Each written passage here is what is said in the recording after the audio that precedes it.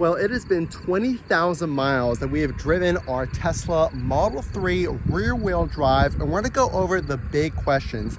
After 20,000 miles in about 13 months in all types of weather and road trips and more, would I do it again? Should you buy one?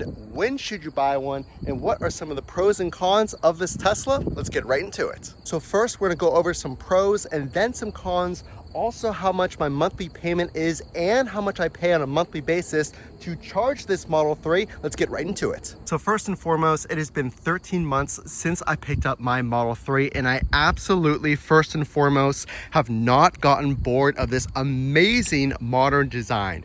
If you like simplicity and performance all wrapped into one, this Model 3 rear-wheel drive is a really good starter package. It is my daily driver. I drive it constantly, and like I said, I've had it for about 13 months and I've put on over 20,000 miles. So let's get into some cool features that I really am impressed with. So first and foremost, one of the pros, one of the things I like about the interior of my Tesla are the seats. I absolutely think that if you get black or if you get white, the quality of these seats are absolutely amazing. And again, this is after 13 months. Now they are a little dirty, but they do come clean super easy. And the screen is absolutely amazing. It is super intuitive, super fast, super clear. I absolutely love the interior of the car.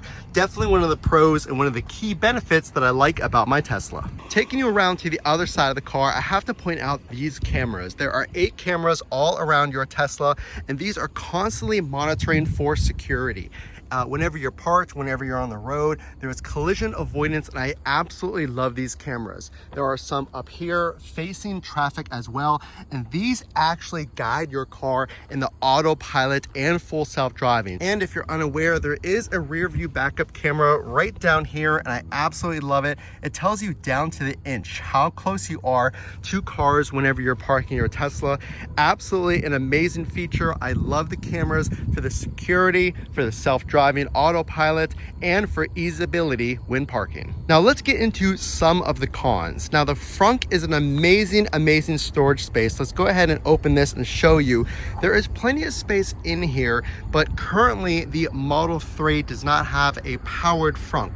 So I really find myself not using this too often. So this is a great area to keep leftovers or something cold in. You can throw some ice in there for a tailgate, but anything you want to keep away from the cabin, this is a very secure area, because unless you unlock the vehicle, this front will not open. You can't break a window and access this. So pro, it's very secure, but the con is also this. Whenever I close this, you have to be very careful. Currently, since it's not a powered front, you have to push on either side of that logo to actually close the front. So no power front. And also something I did talk about, if you're new to Teslas, there is no grille on the front of this vehicle. Looks super clean, right? I really like it. So a pro would be the style, but a con for me personally would be the paint quality. I've had so many chips, so many dings on the front of my Tesla, and I just cleaned this too. So you can see here all these little specks of dirt and debris. They're really hard to come off. You can see here, this is actually rock chips. That's not even dirt. So that's the one thing I really am disappointed with. Now a way around this is you can get paint protection film. That's going to be an extra cost, but it does add a layer of protection to your paint. So we've gone over a few things just as a review. We've gone over the front, how it's not powered, but the design on the front looks really cool. We've also looked at the car in general. I love the design and the cameras on this car for security, like Sentry mode, and for assisting you with parking. But let's go inside. So let's talk about storage. What about storage inside the actual vehicle? I'm going to take you along with me right now into the passenger seat.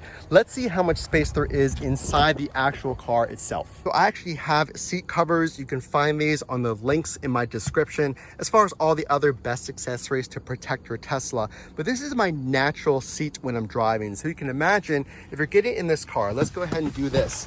I get in the car and instantly I really don't have much knee room. There's not a lot of knee room if you're a passenger in this car. So the driver's seat is reclined a good way, but there's not a ton, especially if you're tall, and I am not. I'm about 5'10", so my knees are already touching there, and this is my natural state of the driver's seat. So I do think there's plenty of room if you are a taller person. I am not, I'm about 5'10". So you can see here a decent amount of space, but I can imagine if you're quite a few inches taller, you'd still have plenty of headroom. But again, you can see where my knees are. Some of this might be the seat protector. So you can see here, probably have maybe a few inches, but let's go back to the outside of the vehicle and talk about the performance. So the last thing I want to talk about is the performance of this vehicle. So again, this is the rear wheel drive Model 3. This is Tesla's slowest vehicle, and it still has a pretty impressive 0 to 60 of 5.8 seconds. How fast is that? I'm going to show you exactly what that looks like on the road. Watch this clip going 0 to 60.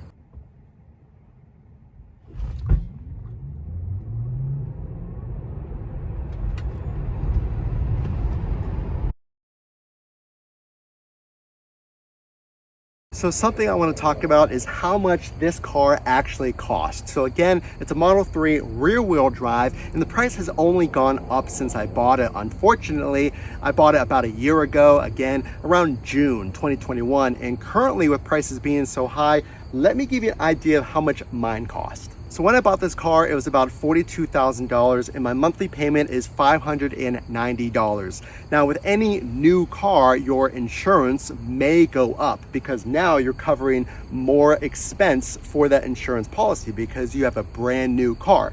My insurance went up about $100 a month. But take that with a grain of salt because I did have a very bare bones plan. So I talked to my agent and I made quite a few upgrades. But long story short, this cost me around $590 a month plus insurance of around $150.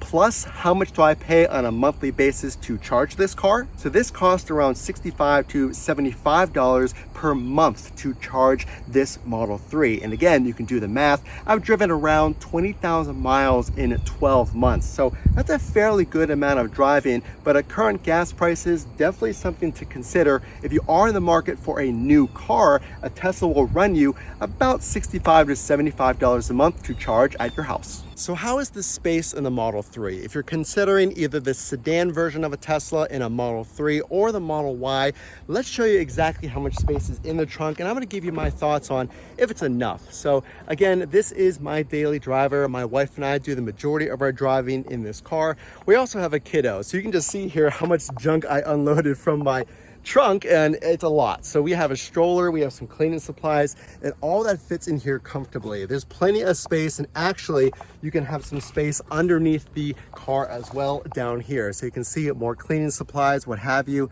It's a lot of space. I think for most folks, if you plan on taking road trips, if you have a smaller family, now obviously you can only fit so much in here, but here's the thing. I do think it's plenty of space, and also the new Teslas have this power latch, so it's very, very convenient if you have your hands full or what have you.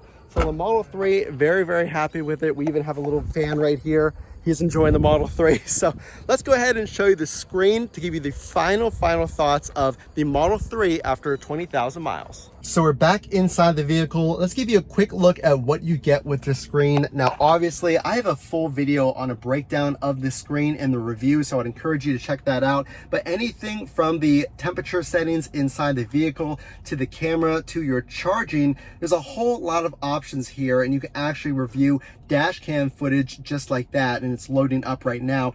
But you can see here a lot of awesome features in your Tesla. 20,000 miles and 20,000 more, I'm sure, on this channel. So make sure to subscribe to get the news when the EV tax credit is finalized at the end of the year. They're going to be coming out to the IRS with a list of which vehicles qualify. So make sure to subscribe for that, and updates to the channel with new vehicles coming, including the Cybertruck and Model Y. So stay tuned. The only way I know, of course, that you like this content is to drop a like and consider subscribing. Again, this is Matt from Frunk to Trunk. We will see you in the next video.